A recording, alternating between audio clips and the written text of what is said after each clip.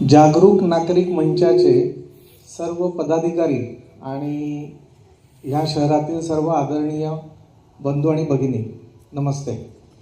मी अभिजित भंडारकर. आज मी तुमच्याशी थोडं तुमच्यात येऊन थोडासा संवाद साधेल. त्याला फक्त तुमच्याकडनं मला योग्य तो प्रतिसाद मिळाला तर हे पुढचे माझे जे 15-20 मिनिटं आहे ते आपण चांगल्या पद्धतीने मी तुमच्यापर्यंत पोहोचू शकेल असं मला वाटतं. या ठिकाणी आपण माझ्या सत्राची सुरुवात आपण एका घोषणेने करूयात. ती घोषणा तुम्ही मला देणार. मी सांगतोय, मी अगोदर घोषणा दिली. आई अंबे, अंबे भवानी आई. तुम्ही सर्वांनी म्हणायचं आहे हु हा हु हा. हु हा हे तुम्ही म्हणायचं आहे. बाकी घोषणा मी देईल. आणि ज्या वेळेला भारत माता की जय आपण म्हणतो, जय ती तुम्हाला माहितीच आहे. ठीक आहे. आई अंबे, अंबे भवानी आई. आवाज पाहिजे. आई दुर्गे, दुर्गे भवानी आई. आता एकच मिनिट फक्त आपण 2 पार्ट्स बनवूया. आता फक्त तुम्ही जयघोष करायचा इकडच्या कॉलम मध्ये बसलेल्या लोकांनी. नंतर हे बघूयात कोण जिंकतं. तुम्ही म्हटलात तर तिसरं पदाधिकाऱ्यांचा एक आपण ग्रुप बनवूयात. बघूयात कोणाचा आवाज येतोय. हा, wish you all the best. आई अंबे, अंबे भवानी आई. Very good. आई दुर्गे, दुर्गे भवानी आई. सगळ्यांनी म्हणूयात आता. हा, राजशिव शंभो, शंभो शिवाजी राजे. भारत माता की, माता माता की, अंबे माता की, दुर्गा माता की, भारत माता की. एक 2च मिनिटात मी छोटंसं सादरीकरण केलं की आयुष्यामध्ये आपल्याला कॉम्पिटिशन किती महत्वाची. सुरुवातीला मी सर्वांना सांगितलं तेव्हा आवाजाचा पिच थोडासा लो होता. नंतर एका कॉलमला सांगितलं, त्यांनी त्यांच्या पद्धतीने 100% दिले. आता 2 मिनिटात लगेच एक ग्रुप बनला, पण आपला एक टीम बनली. त्यांचा आवाज थोडा पिच, यांचा अजून आम्ही जास्त आहे, आमचा आवाज मोठा. पण एक लक्षात घ्या, जेव्हा भारत म्हणून, राष्ट्र म्हणून आपण एकत्र येऊ त्यावेळेला तो जो मिनी इंडियाचा आत्ता आवाज आला तो आवाज मग गगनभेदी असणार आहे. परत एकदा माझ्या मागे एक घोषणा म्हणायची. माझ्या मागे 4 ओळी म्हणायच्यात. राष्ट्रभक्ती ले हृदय में, हो खड़ा यदि देश सारा, संकटों पर मात कर यह, राष्ट्र विजयी हो हमारा. भारत माता की. आता पुढचे 15 मिनिटं माझे आहेत, फक्त ऐकत राहायचं आहे. काय तुमचे प्रश्न असेल आपण याच्यावर नक्की बोलूयात. किती विद्यार्थी माझे आता 8वी 9वी किंवा 10वी पासआउट झालेले आहेत, असे किती विद्यार्थी प्लीज हात वर करा. 8, 9, 10th. आता 12ची परीक्षा दिली असे किती मित्र आहे? ओके, ठीक आहे. आता भांबरे सरांनी आपल्याला करिअर कॉम्पिटेटिव्ह एक्झाम बद्दल सगळं सांगितलं.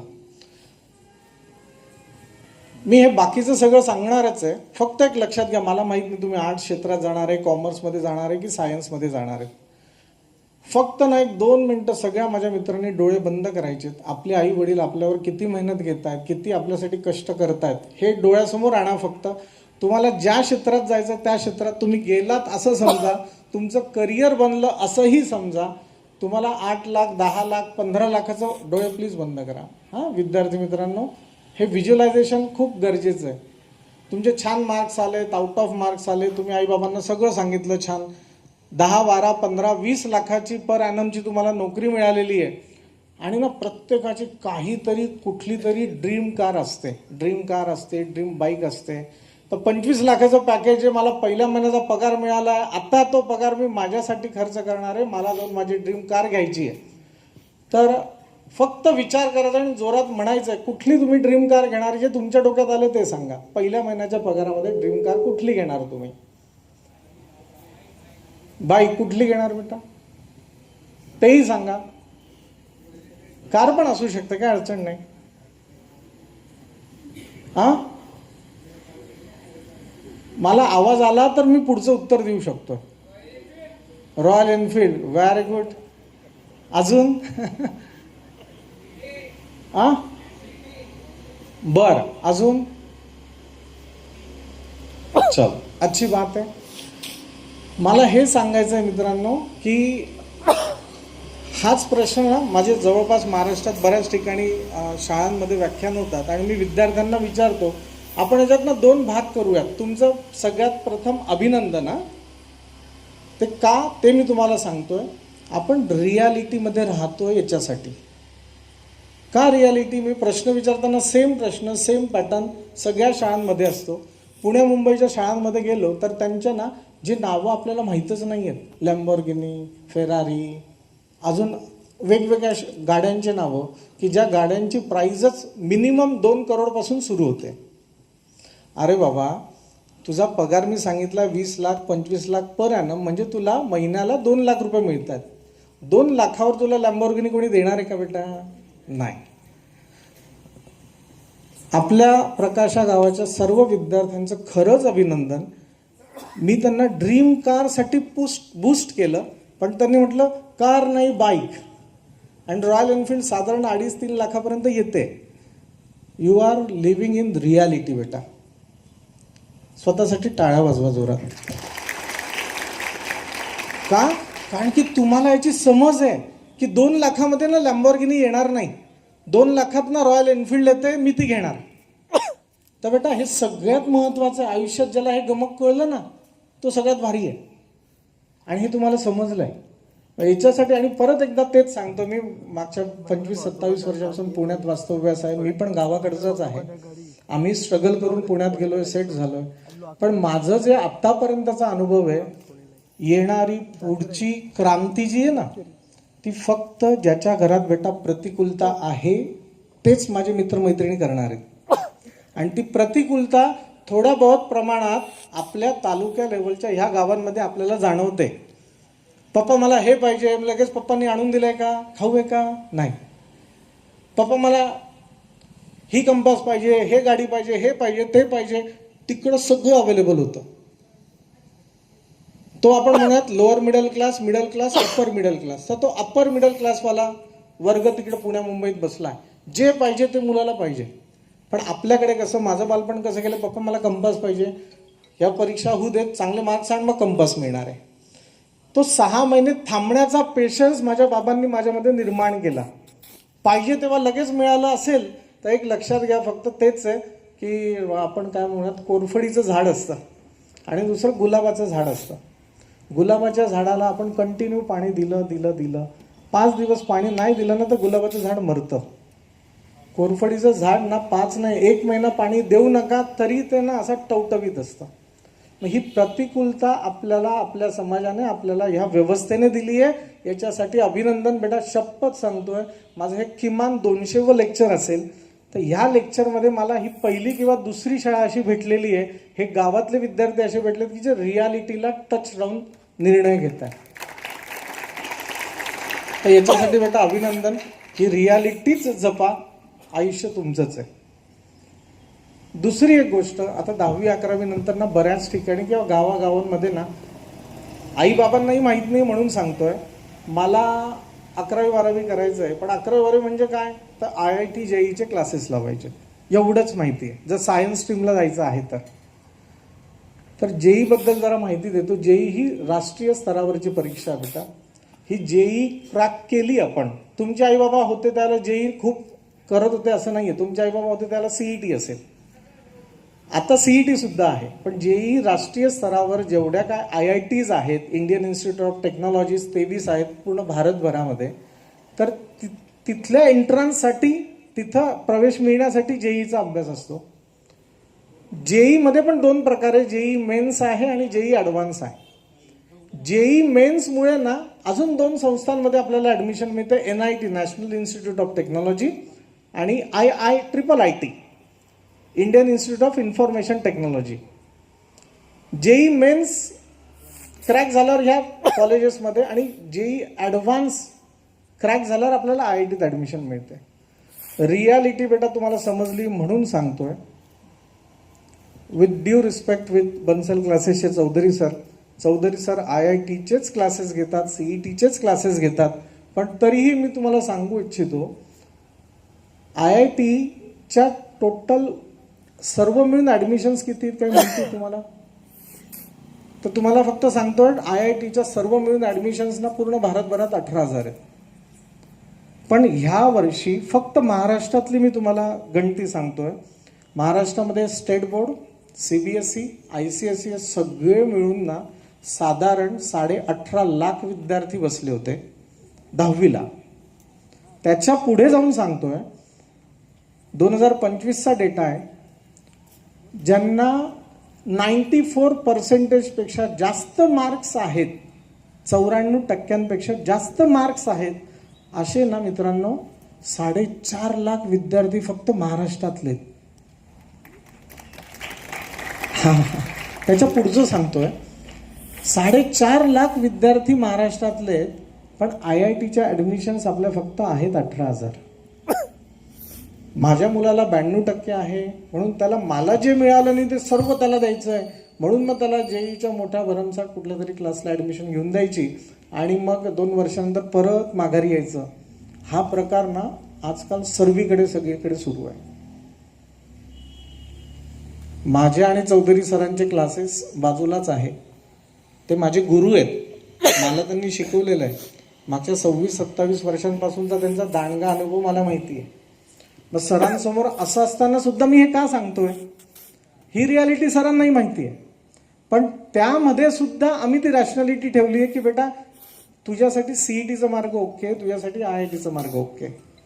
त्याच्यासाठी ना आम्ही एक बेसिक टेस्ट तयार केलेली आहे. त्याच्याने एक पुढच्या 2 तासात आम्ही तुम्हाला सांगू शकतो की तुम्ही CETसाठी योग्य आहात का, IITसाठी योग्य आहात. मग उगाच जर कधी दुसरं एक अजून एक गोष्ट, सर IIT कोणी करावं, तर IIT यांनी करावं ज्याचा 28चा पाढा तोंडपाठ आत्ता असेल. तुला IITला ॲडमिशन घेऊन देण्याची जबाबदारी माझी, तुला IITला ॲडमिशन घेऊन देण्याची जबाबदारी चौधरी सरांची.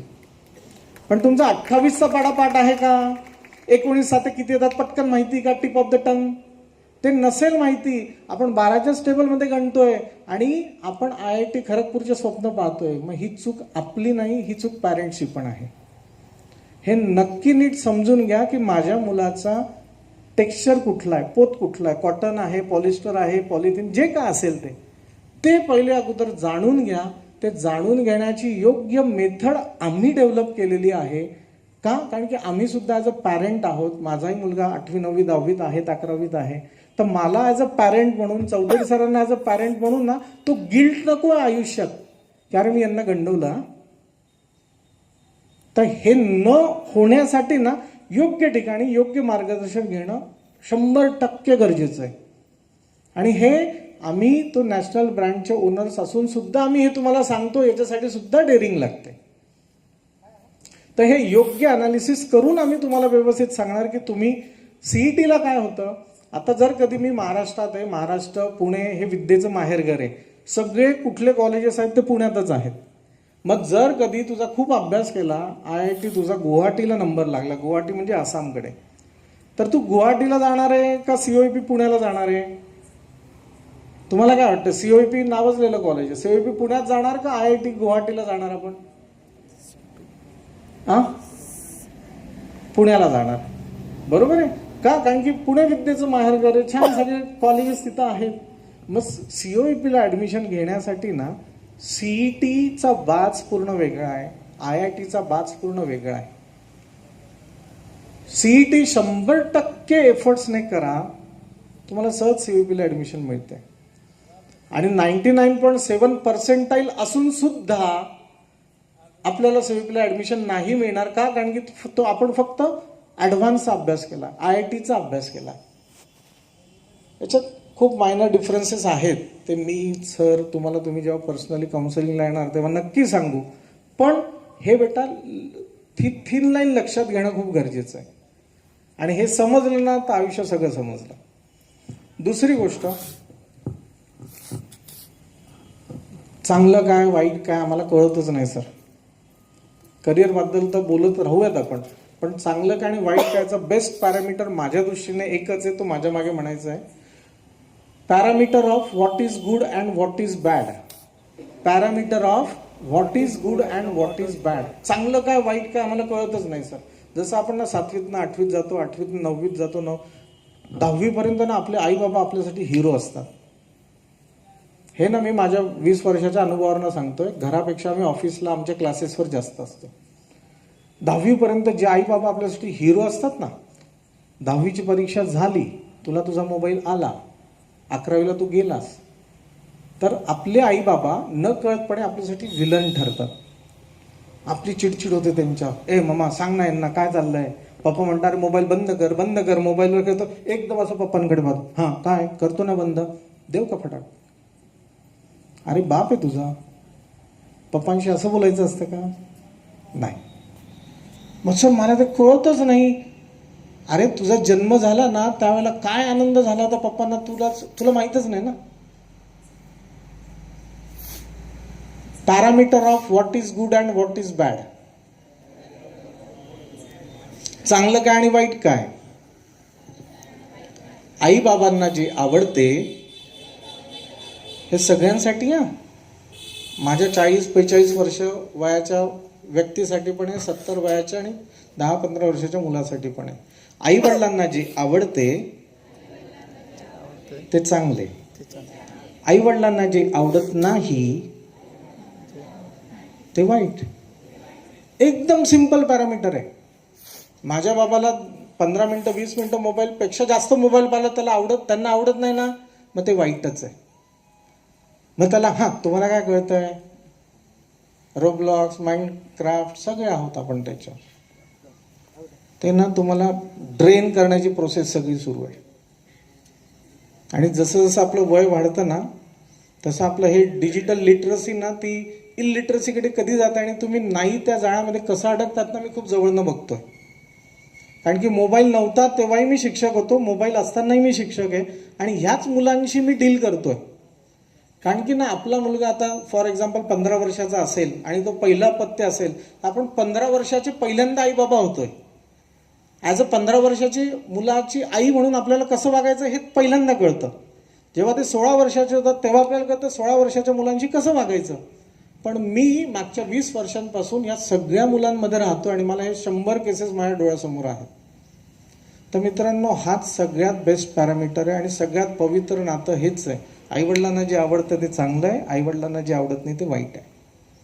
11वी-12वीला तुम्ही कुठलंही करिअर घ्या, आर्ट्स घ्या, सायन्स घ्या, कॉमर्स घ्या, त्याच्यासाठी ही एक सूत्र खूप महत्त्वाचं आहे. तेही माझ्या मागे म्हणायचं आहे, 99% प्रॅक्टिकल,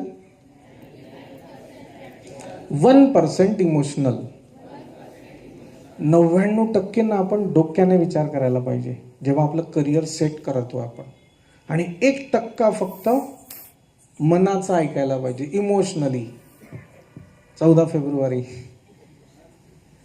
तर ह्या 1% ना फक्त आपले कोण यायला पाहिजे, आपले आई यायला पाहिजे, आपले बाबा यायला पाहिजे, आणि आपले हितचिंतक जवळचे मित्रमैत्रिणी यायला पाहिजे. आपण काय करतो, आपण एकदम एक्झॅक्टली त्याच्या विरुद्ध करतो. 99% इमोशनल, 1% प्रॅक्टिकल. एक्झाम जवळ आली की 2 दिवसात फक्त प्रॅक्टिकल अभ्यास करतो. अरे वेडा, मी वेडाच म्हटलो तुमचं मन वाईट आहे म्हणून तुमच्या मनात वेगळा विचार आला. 99% प्रॅक्टिकल राहा.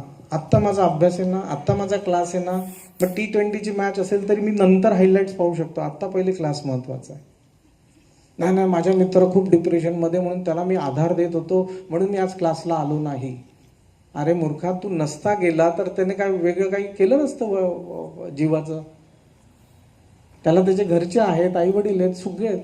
पहिले अभ्यास महत्त्वाचा आहे आणि तो जर कधी 100% डेडिकेटली केला ना बेटा, तुम्ही 99% प्रॅक्टिकल राहा, यश ना तुमच्या आपोआप जवळ येईल. तुम्हाला यशाकडे जाण्याची गरजच नाही, तेच तुमच्या जवळ येणार आहे. तिसरी गोष्ट, किती पालकांना असं वाटतं की मोबाईल किंवा मुलांनाही आपण वैतागतो बरं का, कंटिन्यू ते पाहून. सर ना माझ्यासाठी ना मोबाईल देणं किंवा मोबाईल बघणं आता हा थोडासा वैतागवाडी झाला, असं किती विद्यार्थ्यांना किंवा पालकांना वाटतंय मुलांकडे मोबाईल असल्यामुळे. आहेत बरेच जण आहेत. ठीक आहे सर, माझ्याकडे मोबाईलच नाही, अभिनंदन, अच्छी बात है ना बेटा. जैसे आप बड़े होते जाओगे मोबाइल आएगा ही आपके पास. पर अभी नहीं है ना, तो उसके लिए पप्पा बघा मला 90% मला मोबाईल घ्या. अरे 94 पेक्षा जास्त 4.5 लाख विद्यार्थी आहे, तुझी कॉम्पिटिशन त्यांच्याशी आहे. तर हे डोक्यात घ्या, त्याला जेवढं प्रोलॉंग तुम्हाला करता येईल तेवढं प्रोलॉंग करा. मी माझ्या घरात किंवा माझे विद्यार्थी किंवा पालक त्यांच्या घरात एक नियम, आम्ही दररोज ना, आमचे ग्रुप्स असतात ना वेगवेगळे टीचर स्टुडंट क्लासेसचे, तर बरोबर रात्री 8:30-9 वाजता आमचा एक रिमाइंडर मेसेज जातो. आणि तो रिमाइंडर मेसेज झाला की मी असं म्हणत नाही, 100तनं ना किमान 70 पॅरेंट्स काय करतात, सगळ्यांचे मोबाईल जमा करतात, एका ड्रॉवरमध्ये ठेवतात आणि त्यांना मग नंतर जेव्हा पाहिजे, मुलं झोपल्यानंतर जर कधी काही काम असेल, कोणाला मेल करायचे असतील, काही रिप्लाय, मग ते मोबाईल काढतात. पण 8:30ला डिटॉक्स तुम्ही व्हायलाच पाहिजे. आणि हे ना हां मी झालो भारी असं नाही आहे, ठीक आहे ना. याला प्रयत्नपूर्वक बदल करावे लागतात आयुष्यामध्ये. चिडचिड होते, प्रचंड चिडचिड होते, पण 99% प्रॅक्टिकल, 1% हाच रूल आहे तिथे. तुम्ही तो मोबाईल ठेवायला पाहिजे ड्रॉवरमध्ये. आणि 1 नाही, 2 नाही, 3 नाही, 4 नाही, 21 दिवस तुम्ही करा. हा रूल तुम्हालाही माहिती आहे. 21 दिवस केला तर ती सवय तुमची होते. 42 दिवस केला तर ती सवय आपला स्वभाव बनतो. आणि तो स्वभाव ना मग आपल्याला एक तर UPSC क्रॅक करायला लावतो, नाहीतर मग आपण कुठेतरी फेल होतो. मग आपली सवय, आपला स्वभाव बनायला पाहिजे. बघा आई बाबा, बरेचशे जणांचे आई बाबांना सकाळी उठल्या उठल्या गरम पाणी पितात, योगासनं करतात, व्यायाम करतात. आपल्याला काहीतरी हे काय चाललंय, अरे त्यांचा तो ॲटिट्यूड झाला आहे. सकाळी चालायला जाणं, बॉडी क्लॉक त्यांची सेट झाली आहे. तर बॉडी क्लॉक सेट करणं गरजेचं आहे. आणि ना म्हणजे मी तुम्हाला एकदम स्पष्ट, आत्ता हे माझ्या काही ड्राफ्टेड मेसेज नव्हता, पण इथं ना माझ्यासारखेच मला 25 वर्षापूर्वीचे अभिजित भांडारकर दिसतात. मी अशा कुठल्या तरी करिअर काउन्सिलिंगला गेलो होतो. पण हे ना मी माझंच इव्हॉल्व केलेलं आहे.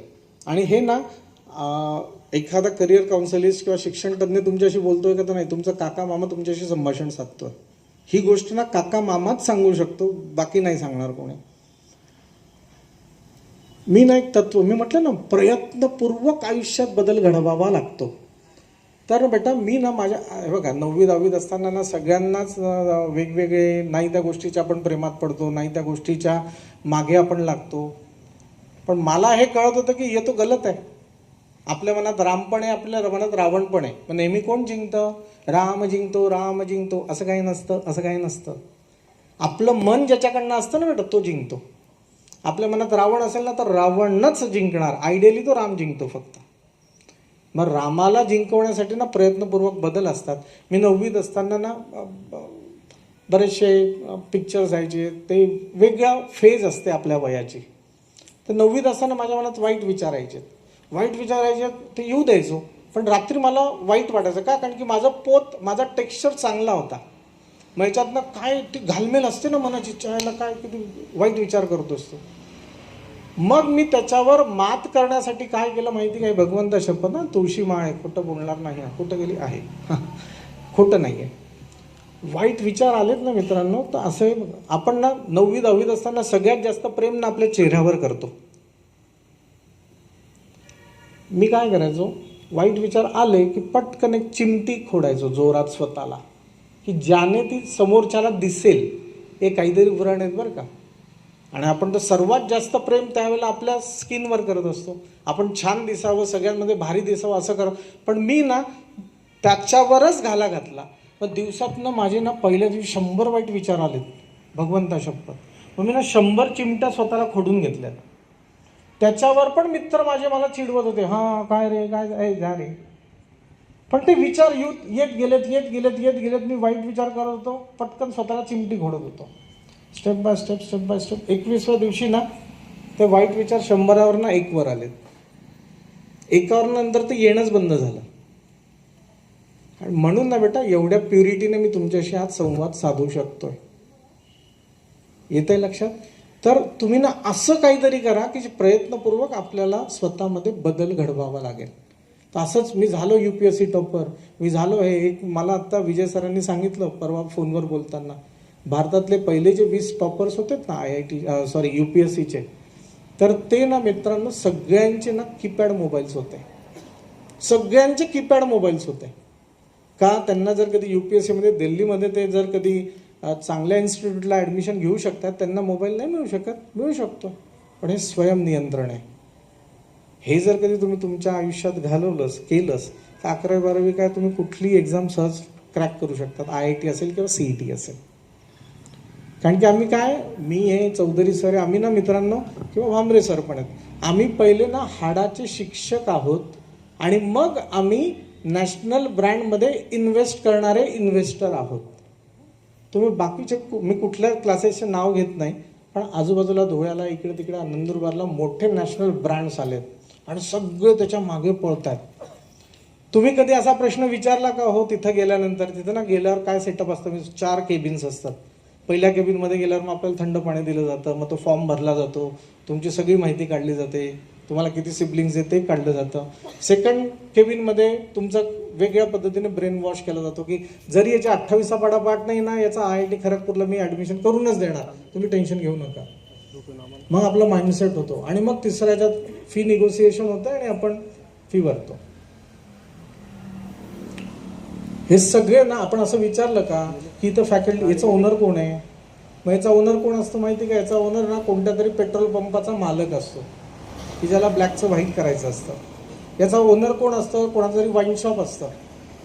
याला विद्यार्थ्यांच्या करिअरशी काहीच घेणं देणं नसतं, असा तो ओनर असतो. शिक्षक कोण आहे असं आपण विचारतो का हो? थ्रू आउट द इयर तेच शिक्षक शिकवायला असणार आहेत का असं विचारतो का? नाही विचारत. मग हे प्रश्न आपण विचारायला पाहिजे, नाही तर फावणार त्यांचंच आहे. पैसे 2 लाख 3 लाख 4 लाख आपलीच फी जाणार आहे. त्या छोट्या छोट्या गोष्टी आहेत ह्या विचारायला पाहिजेत. आणि काय असतं, पहिल्या 4 महिन्यात तुमच्याकडनं फी काढून घेतलेली असते, म्हणून मग पुढचे 2 वर्ष आपण काहीच बोलू शकत नाही. मग तुम्ही ना पहिले, मी म्हटलं ना, पहिले आम्ही हाडाचे शिक्षक आहोत आणि मग आम्ही इन्व्हेस्टर आहोत. तुम्ही ॲडमिशनला आलात ना तर 1 to 1 डायरेक्ट भांडारकर सर तुम्हाला भेटणार आहे, 1 to 1 डायरेक्ट चौधरी सर तुम्हाला भेटणार आहेत. तुम्ही त्यांना जाब विचारू शकतायत की सर तुम्ही तर असं म्हटलं होतात. दुसरीकडे गेलात ना तुम्हाला ओनर भेटणारच नाही. ते काउन्सिलरना दर 4-4 महिन्यात बदललेले असतात. आज इथे आहे तो काउन्सिलर, दुसऱ्या दिवशी 2 महिन्यांनी दुसऱ्या नॅशनल ब्रँडमध्ये काउन्सिलर म्हणून तो काम करत असतो. का? कारण ते भाडोत्री असतात. आम्ही जे आहोत, मी हे आमच्याचकडे क्लासला याच्यासाठी बिलकुल नाही आलो, शहादा कुठे आणि पुणे कुठे. पण परत तेच आहे की आम्ही पॅरेंट्स सुद्धा आहोत, आम्हाला ते गिल्ट नको आहे. तर याच्यासाठी ना मित्रांनो छोट्या छोट्या गोष्टींचा विचार करता यायला पाहिजे. पाढे आजपासून पाठ करायला सुरुवात करा, नाही तर मोठे स्वप्न पाहणं विसरा. भांबरे सरांनी सांगितलं प्रत्येक क्षेत्रामध्ये तुम्हाला गणित महत्वाचं आहे. सिप्लसी, सिको, सिसिम, कोसी, कोकोपी, कोको, कोकोम, सिसी, टालोसे, कोलोसी, सेलसेट, कोला कोकम, वाफट वाड्यात वामन गेला, प्रोफेसर पप्पू पिंपरीला गेला, वाफट वाड्यात वामन गेला, वाईचा पवार, गालीने दिया, वाईचा पवार. हे जे 2 मिनिटात मी तुम्हाला सांगितलं ना, याच्यामध्ये कमीत कमी 176 फॉर्म्युले सर लपलेले आहेत. गणित ना अशा पद्धतीने सोपं पण होऊ शकतं. वाफट वाड्यात आणि प्रोफेसर पप्पू आणि गणिताचा काय संबंध आहे? तर आहे संबंध. जसं विजापूरचा सरदार छत्रपती शिवाजी महाराजांना मारण्यासाठी निघाला होता, तर समर्थ रामदासांनी त्यांना एक पत्र लिहिलं होतं, लखोटा पाठवला होता असा. आणि काव्यामध्ये त्यांनी लिहिलं, काव्याचे आद्याक्षर जे होते ना, म्हणजे पहिलं वर्डिंग तो होता वि, जा, पु, र, चा, स, र, दा, र, निघाला आहे. म्हणजे तुला मारण्यासाठी तो येतोय तर तू सावध हो. ते समर्थ होते आणि हे समर्थ भक्त तेवढे स्ट्रॉंग होते म्हणून त्यांना कळलं. आणि मग ते तुमच्यासमोर सगळा इतिहास पुढे आहे की महाराजांनी त्याला कसं मारलं. आत्ता मी जे बोललो ना, हे सर्व आद्याक्षर आहेत सर. सिप्लसी, सिको, सिसिम, कोसी, कोकोपी, कोको, कोकोम, सिसी, 48 फॉर्म्युले झाले ते. 48 फॉर्म्युला ऑफ ट्रिग्नॉमेट्री, साइन कॉस्टॅन तुम्हाला होतं. अकुडी, स्टेशन, तिकीट चेक कर. ऑल स्टुडंट टेक्स कॉफी, तुम्हाला क्वाड्रंट सिस्टीम माहिती आहे. अभ्यास असाही केला जातो हे तुम्हाला मला सांगायचं आहे.